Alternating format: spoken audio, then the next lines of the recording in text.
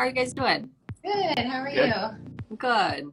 Do you guys want to first, obviously with the bridge open yesterday, I was downtown and to Alki in, less than 15 minutes, like so crazy. Oh my gosh. Yeah. It's insane. Yeah. It's weird. It's weird for us to even go that direction. Like Yeah. it was just like, oh, this is going to be wrong. I mean, it isn't, Yeah. but 2.5 years. And then, it was so fast. I put it in, to go to Insignia and it was like 20 minutes. I was like, that can't be right. Yeah. I was like, oh, bridge. Yeah. You're just like a little like, I don't know if this is real or this is just a dream. Yeah. Yeah, I guess the night that it opened, because it opened the night before the 18th, like late at night, like 9 o'clock or something like that, I think.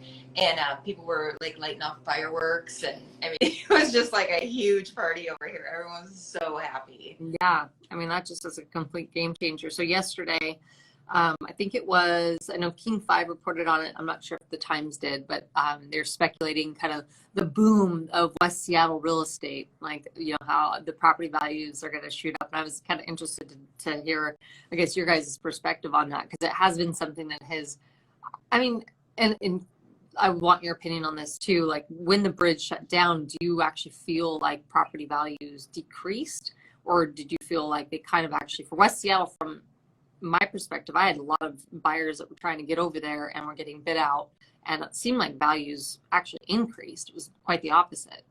Is that kind of what you experienced?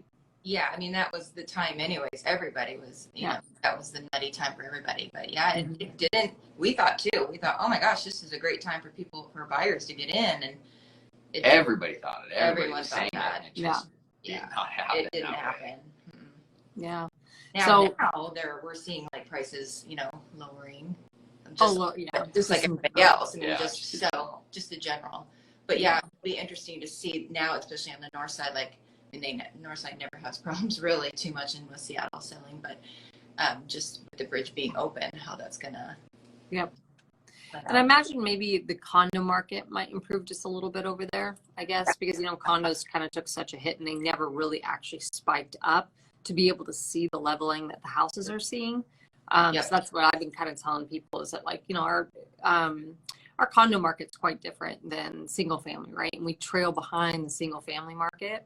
And we didn't really see our spike in increase in values as homeowners of single family did. So we're really not, I don't think, as susceptible to maybe the price leveling that the single family homes will. Sure. Just a theory. Yeah, no, that sounds right. Yeah, and especially the condos along Harbor and Alki, it seems like they would get more of a bump than any, because it was so hard to get there. 100%. Having to go marginal with all that traffic. At least for us, being more south end Lincoln Park, we have a couple options until we get to the First Avenue Bridge, but we're not fighting marginal. We're not having to come all the way from the north end of West Seattle, so it wasn't as bad. Mm-hmm. Of course, I mean, so many people. I mean, that's the other part of it that I think is a bit of a misnomer on, oh, the bridge is open. The assumption is, we're going to see this spike. So many people working from home. So many people go to the office once or twice. They don't care.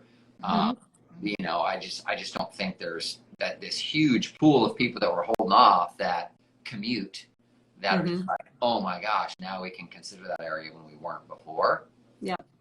So there might be a few people that were otherwise looking at more Seattle proper neighborhoods, right? That they're kind of like, oh, okay, well, it's just as convenient for me to, if I'm going to the office downtown, it's just as convenient for me to be in West Seattle than it is for me to actually be in Madison Park or Central District or whatnot, given the coming down Madison and all that, which ways. So it could actually sway some people one way or the other.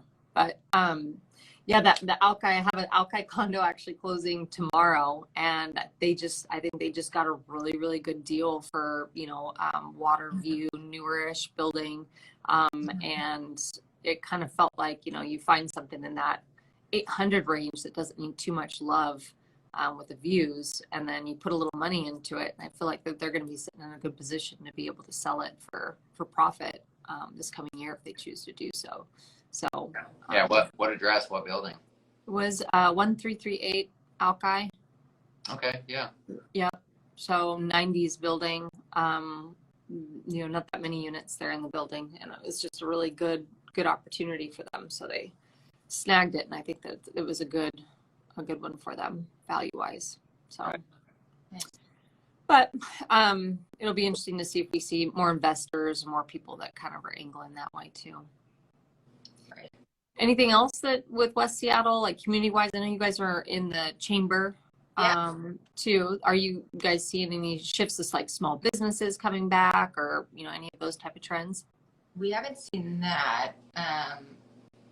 Yeah, I mean, we didn't have a lot of them closed down. Yeah. So there's only so many. You have a ton of residential, and then you've got your, up and down California, a little bit on 35th. There wasn't a lot. Everyone seemed to kind of hunker in and make it.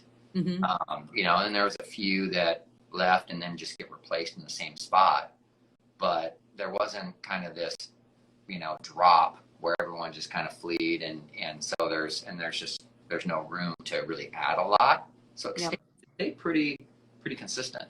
Yeah. I mean, you guys have such a good community over there, and it's a testament to people move away and then come back, and like your kids grow up there and they stay there, and it's just a really good community that you guys, I think a lot of people probably stuck it out, supported each other during COVID, and just kind of made it work. Yep. Yeah, that's good. Are you seeing any other like real estate trends? I know you're again experiencing the same thing as everyone is with price drops, but it seems kind of funny because even though the price drops are happening on certain homes, other ones are getting multiple offers. Right. Yeah, we're seeing that too. Yeah. So it's just basically all across the board. It really just depends on. Yeah, the unique, the ones that, that people couldn't afford, 4 or 5 months ago. Now they're like, oh, I can get into that instead of having to like go, a lower price point because I couldn't afford it. So now it's kind of switching to that, and yeah, we're seeing a lot of that.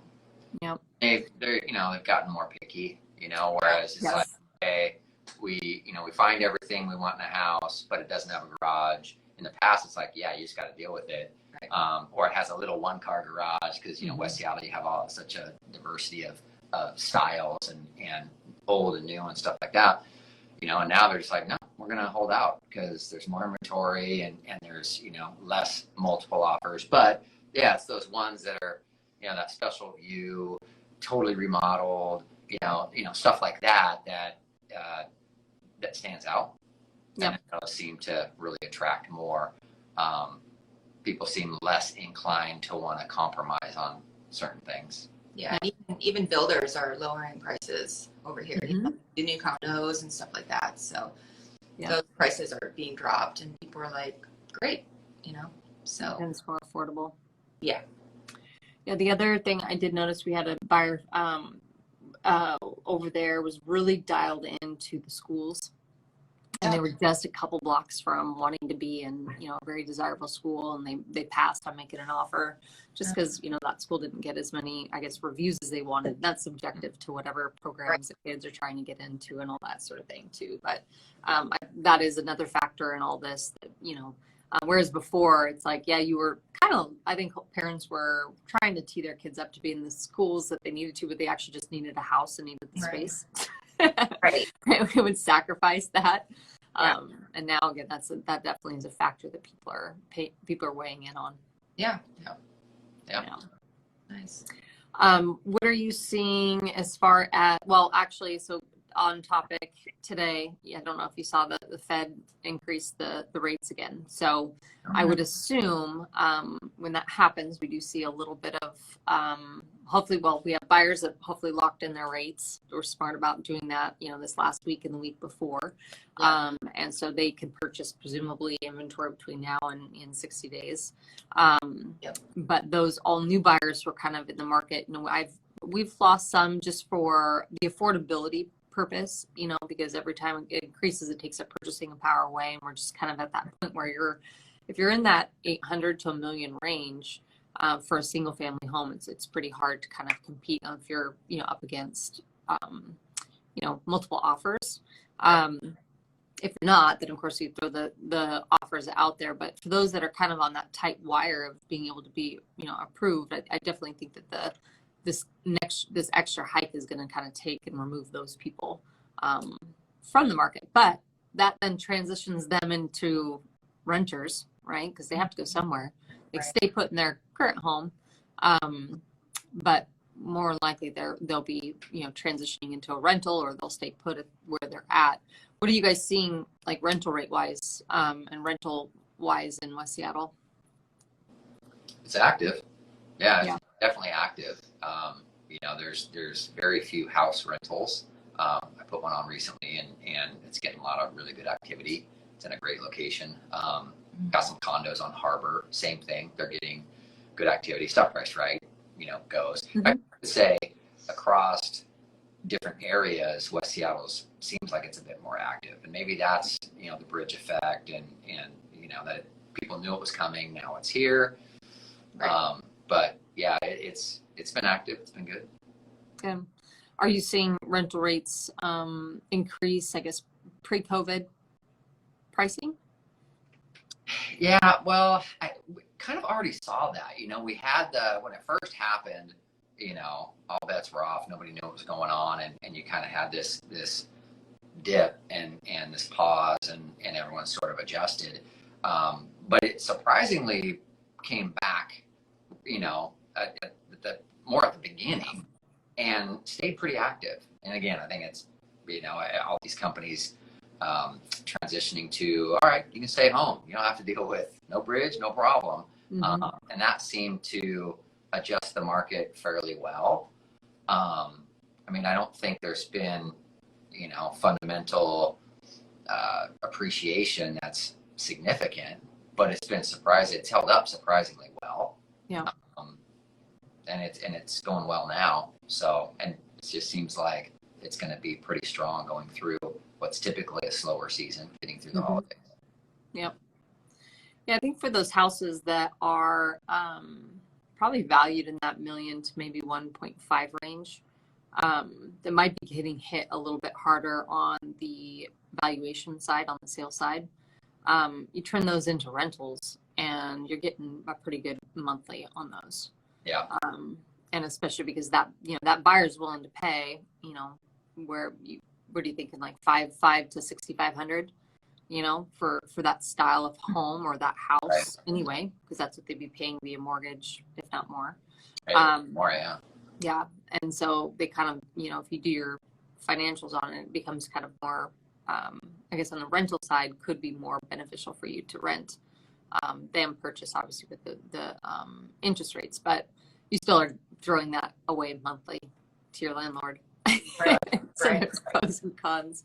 Right. Yeah, for sure. Well, and you're gonna have some that are just gonna, okay, let's give it a year and see where this shakes out.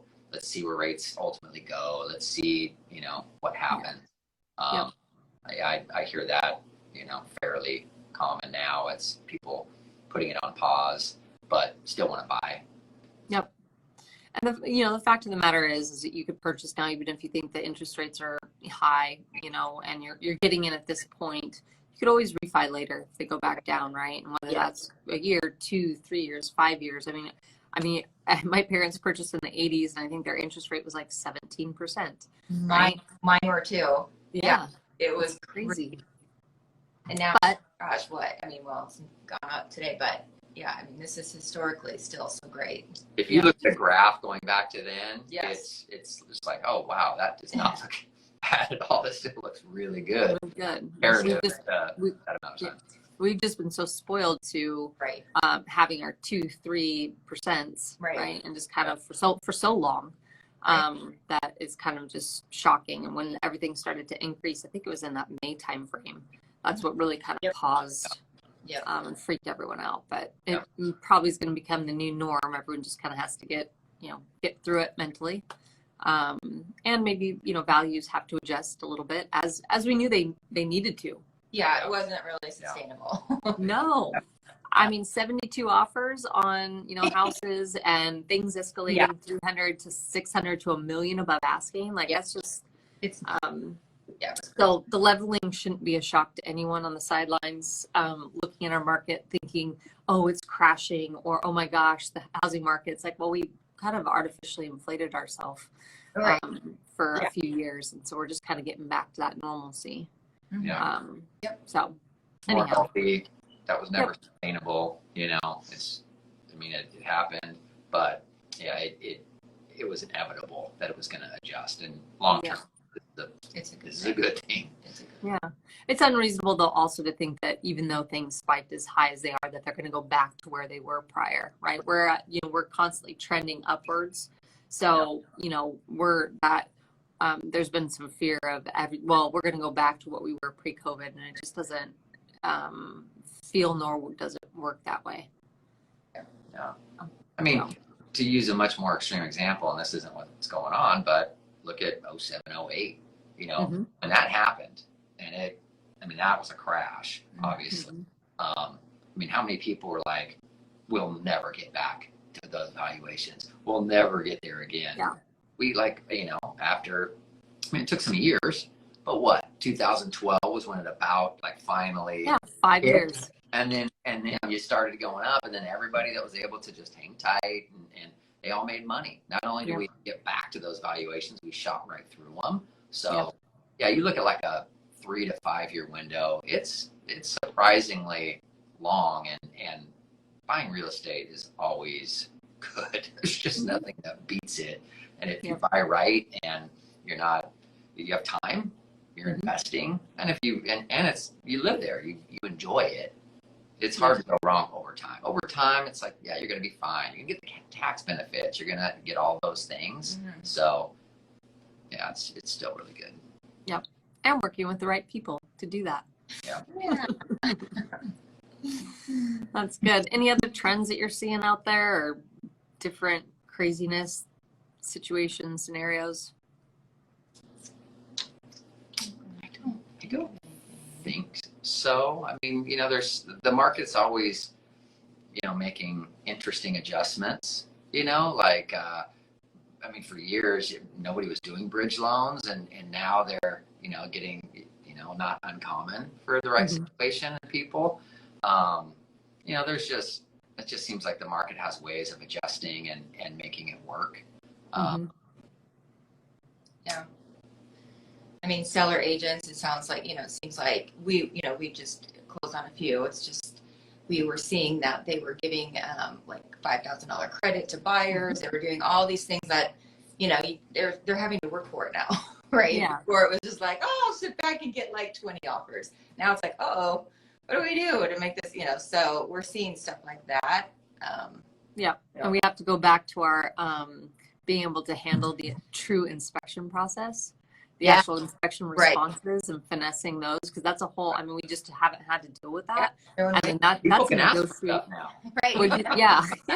And that's a negotiation in itself, and trying to kind of navigate and finesse and do that. So I think we've, as much as the market adjusts, we also have to adjust in how we're thinking about things, and being open-minded to the fact that we're not in, and occasionally you run into an agent who's just very, that they're just kind of going off of what it used to be versus what it is now, and trying to kind of work towards putting deals together and bringing people together to a certain point. I think we're having to kind of relearn our process too.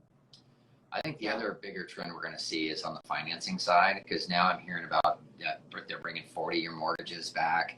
The banks and the lenders still want to get paid. They still want to get people into loans. So and keep the levels at a certain place and not have it drop. So it'll adjust and make it where, affordability has changed. Now, what do we do to help bridge that gap? Well, 40-year, that's a perfect example of something that may start getting more and more common. Totally. Yeah, that's a good way of looking at it. And then also yesterday we were talking to our escrow team just about kind of trends that they're seeing too, and they had a whole escrow, or a whole closing division just dedicated to refis basically, and that just completely dried up. And the lenders obviously are not hardly doing any refis, and people aren't pulling the money out of their properties either, just because the rates just doesn't make sense. But they're going to have to kind of navigate and do, because they do want to lend money and get money out there in the system. So they're going to have to kind of be a little creative in what they do. I've seen some developers offering pretty substantial credits at closing for buy down purposes too. Yep. Yeah. So that also might be a huge trend. I think actually, Joe, you were pinging me about this a couple weeks ago, right? Like you started seeing more and more of that, even just being offered in the straight up listing. Yeah. Yeah. Big amounts. I mean, it was like Yeah. 15, 20, 25 grand. I mean, it's not like, oh, okay, here's a few grand or towards closing costs or here's five. And you know, that big of a number, I mean, you have to use it somewhere. You can't use it all on closing costs and prepaid. No. Like, oh yeah, the goal is buy down. Yep. Yeah, and it does take a substantial amount of money to kind of buy it down from 5.5 to 3.5. Right. So, yeah, so we'll probably continue to see that. And again, the lenders kind of adjusting on how they operate the products that they operate or they're offering, excuse me. And things will get back to normal. Yeah. Yeah. Normal with quotes. Yeah. No, normal-ish. Normal-ish. Yeah. Good. Do you guys have anything else you want to chat about market-wise? We don't. Yep. Just want to check in and see kind of how you guys are doing, being that you're over there and the bridge is open. It's time to celebrate. No longer an island. We might just ride the bridge just to do it. Yeah, back and forth. It's been 2.5 years worth of your back and forth. Well, you know, we were on it yesterday. There wasn't that many cars, you know? It's Yeah. just like, what? This feels like the apocalypse. What's going on? It's just weird. Everyone's adjusted already, right? So they have made alternative either modes of transportation, or they don't have to go in because of the work from home. And so, yeah, or they're still going their old way and they're just like, we like our old way. Yeah, I don't know. maybe for the people down south, I mean, I think that could be, you know, very much a thing, but it'll be nice because it'll probably be it should be less traffic, right? Yeah. So it should thin everything out in West Seattle. It was just all bottlenecked everywhere. So it'll be nice to kind of have that spread out. Yeah. Are you guys looking forward into the new year, just with your team, building your team and your business, and because Joe, you've always kind of serviced, you know, West Seattle is your focus because you're there, but also downtown and kind of all around, really. Yeah. Do you have any kind of goals for this coming year on what you're wanting to focus on? I think, you know, that the way we're set up now and you know, we're you know, good at different things and we enjoy do different parts of the business. You know, and now that she's really integrated well into it overall, it's kind of more fine tuning, right? It's just getting better at certain things, filling little gaps, you know, and having the time to be able to learn something or implement something and see how that goes. And, you know, that kind of stuff is really helpful. Just like joining the chamber, you know, it's like, okay, I've always wanted to do that. I've always wanted to be more active. It's hard to have the time. So now that she's integrated in the business, you know, she can do some of that where it's like, oh, hey, we're going to go on a chamber event. We're going to go on a chamber event. Oh, we have our new cat. Got our assistant here. Yes, cute. Dash. So cute. Yeah, believe it or not, he's a kitty. Yeah. Oh my goodness. I know. Yeah. He's big. Yeah. His dad was 20 pounds. Oh my goodness. And he's going to be every bit. Yeah, I mean, he's only, 5 months old? Yeah. He's Oh just my gosh. died. Is he vocal? Is he what? Vocal? Like, does he talk? No, not really. Quiet? I mean, maybe for food, but No. not really. He's pretty quiet. He's How cute. he's a really good boy. All right, buddy. All right. He doesn't like to be held. Yeah. Oh. Doesn't hate it, but he's just, they're still kitties. They're like, Yeah. play or sleep. Figuring it out. Yeah.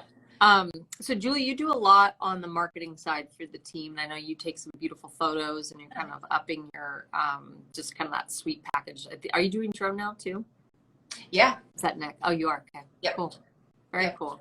So that's very complimentary to what you do, Joe. And you guys as a team having control over that piece, because a lot of it's scheduling and this and that. And like, you know, that takes that whole piece out of, you know, the unknown. Yeah. When I want to go do like, hey, let's go do a twilight, you know, I don't have to schedule it. It's like, let's just get in the car and go. Or, you know, hey, the lighting looks really good. Let's just go do another, you know, exterior or something just to liven up our listing. Or a week or two ago, it was hazy because of the fires and going to redo some. Yeah. I know, that's crazy. Well, it's actually smoky today too. I don't know what. I mean, I don't think it is here in West Seattle, but I did downtown that on the radio that it was. I'm like, oh, I'm so glad I took those yesterday. Yeah, Mark actually woke up last night in the middle of the night and he goes, "Do you smell the fire?" And I was like, "No, I don't smell it." And then I got up and kind of walked in our living room and I could definitely smell it. There was something going on. But yeah, that's a good example, just having the flexibility of being able to kind of pop in and work around. Yeah, I decided I don't want to rely on anyone else for our business. Like, I'm just going to do it myself. Yeah, well, that's good. It's been great. Good. Yeah, it keeps me busy, but I really enjoy that part of it. So, yep. It's very cool. Yep. Good. All right. Well, I don't have really any more. I felt like I needed to cover just kind of a quick chat. And like I said, to check in with you guys and see how you're doing. And that's it. Cool. Yeah, appreciate it. Anything new with you? No, I mean, okay. I just got, I think all, I think downtown condos, this month will be a good month for numbers downtown. We have, I think, 7 closings. We've already closed 4. And we have a few more this month, which is like a crazy number for a September and downtown. Right. And I think it was just a lot of people in August who got back. June, July was kind of tough downtown. And then all of a sudden we just had a little flurry of activity in that August, forward thinking, I think, for September, fall, where people may be coming back to the office and things just changing. I think the buyer profile is kind of all over the place.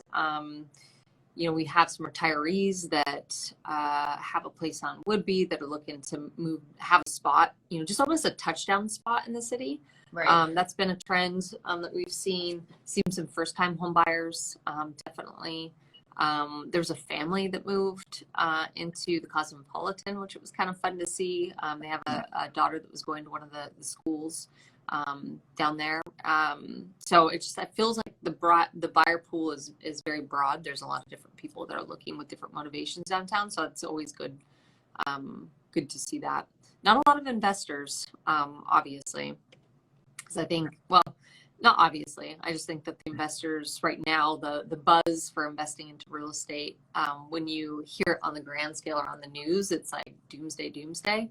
But when you dial it back down for condominiums and what you can get downtown, and let's say you are paying cash or substantial amount downtown or down payment wise, your mortgage is going to be X, and then you're going to be able to rent it, for double maybe, or triple, depending on what it is. So maybe we'll see some more investors kind of step up downtown. I don't know. We'll see. But yeah, well, it's good to see that there's movement down there. Because a couple of years ago when COVID did hit, it was just like a ghost town down there. Yeah.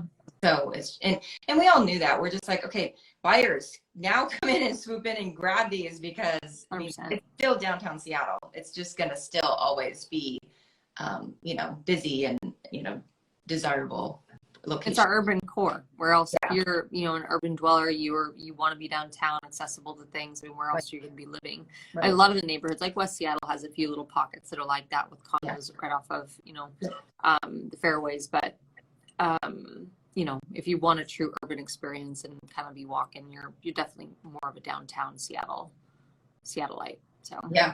And some of those condos are just amazing. You don't even have to leave. They've got the movie theater there. It's just like insignia. I mean, it's just amazing. So, yeah. And downtown's cleaned up, and I think you alluded to it. It's getting busier. I mean, there's people, even the Amazon campus. I mean, you go there during lunchtime, everyone's out at all the restaurants there. Yeah. I mean, it's, even though they're not back fully, there are people definitely going into the office. So, yeah, it's good.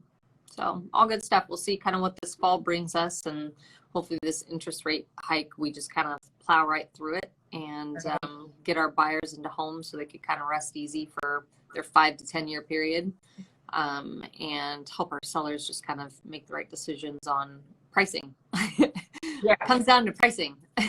Yeah. So, it does. Yeah. That's good. Cool. All right. Well, thank you guys. Yeah. Thank you for asking us. You bet. Have a good day. And Joe, I'm sure I'll be in touch a little bit later with a few things. All right. Sounds good. Sounds good. All right. We'll see you later. Bye. All right.